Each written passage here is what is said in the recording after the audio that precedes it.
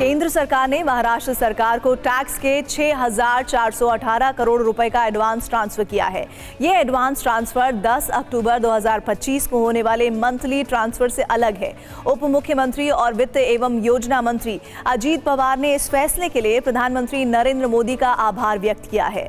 उप मुख्यमंत्री अजीत पवार ने कहा कि त्योहारी सीजन के दौरान राज्य सरकार इस राशि का उपयोग करेगी और इससे राज्य को पूंजीगत व्यय बढ़ाने में और विकास योजनाओं की फंडिंग में मदद मिलेगी। महाराष्ट्र के मुख्यमंत्री देवेंद्र फडणवीस ने ऐलान किया है कि राज्य के बाढ़ प्रभावित किसानों को हर वो सहायता और रियायत मिलेगी जो सूखा प्रभावित किसानों को दी जाती है।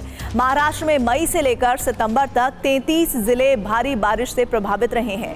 राज्य सरकार भारी बारिश से प्रभावित किसानों को अब तक 2,250 करोड़ रुपए की सहायता राशि दे चुकी है। सितंबर महीने में फसलों को हुए नुकसान का आकलन जारी है और सूखा प्रभावित किसानों को दी जाने वाली सभी रियायतें बाढ़ प्रभावित किसानों को देने की तैयारी है। मुख्यमंत्री देवेंद्र फडणवीस ने कहा है कि सरकार ये सुनिश्चित कर रही है कि किसान इस संकट से उबर सके। आम्ही हा निर्णय घेतला की ज्यावेळी दुष्काळ पडतो त्यावेळी ज्या ज्या उपाययोजना आणि सवलती आपण देतो त्या सगळ्या सवलती आता यालाही म्हणजे दुष्काळ तर त्याला टंचाई म्हणतो आपण, तशाच प्रकारची दुष्काळी टंचाई पडली आहे असं समजून त्या सगळ्या सवलती याही वेळी लागू करण्याचा निर्णय हा राज्याच्या मंत्रिमंडळाने घेतलेला आहे। महाराष्ट्र में बाढ़ की स्थिति को देखते हुए महाराष्ट्र राज्य परिवहन निगम द्वारा घोषित 10% किराया बढ़ोतरी को रद्द कर दिया गया है। उप मुख्यमंत्री एकनाथ शिंदे ने परिवहन मंत्री को इस संबंध में निर्देश दिए हैं। राज्य परिवहन निगम हर साल दीपावली के दौरान किराए में 10% की बढ़ोतरी करता है। इससे निगम को आमतौर पर 30 करोड़ रुपए का राजस्व प्राप्त होता है, लेकिन इस साल राज्य में बाढ़ की स्थिति को ध्यान में रखते हुए निगम ने 10% किराया वृद्धि को रद्द कर दिया है। नागपुर से चंद्रपुर तक 204 किलोमीटर लंबे 4 लेन सीमेंट कंक्रीट हाईवे को मंजूरी मिल गई है। मुख्यमंत्री देवेंद्र फडणवीस की अध्यक्षता में वर्षा निवास पर कैबिनेट इंफ्रास्ट्रक्चर कमेटी की बैठक हुई। इस दौरान मुख्यमंत्री ने अधिकारियों को चंद्रपुर और मूल के बीच हाईवे निर्माण का प्रस्ताव पेश करने के भी निर्देश दिए।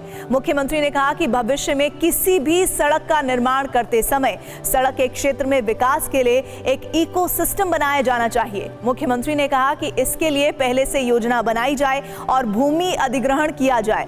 मुख्यमंत्री फडणवीस ने कहा कि विकास परियोजनाओं को एक समय सीमा में पूरा किया जाना चाहिए, क्योंकि अगर प्रोजेक्ट में देरी होती है तो लागत बढ़ने से राज्य पर आर्थिक बोझ पड़ता है। मुख्यमंत्री ने बताया कि राज्य में 10 लाख करोड़ रुपए की बुनियादी ढांचा परियोजनाओं पर काम चल रहा है।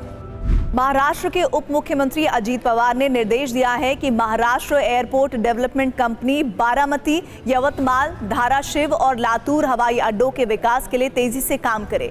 मंत्रालय स्थित समिति कक्ष में उप मुख्यमंत्री पवार की अध्यक्षता में एक बैठक हुई।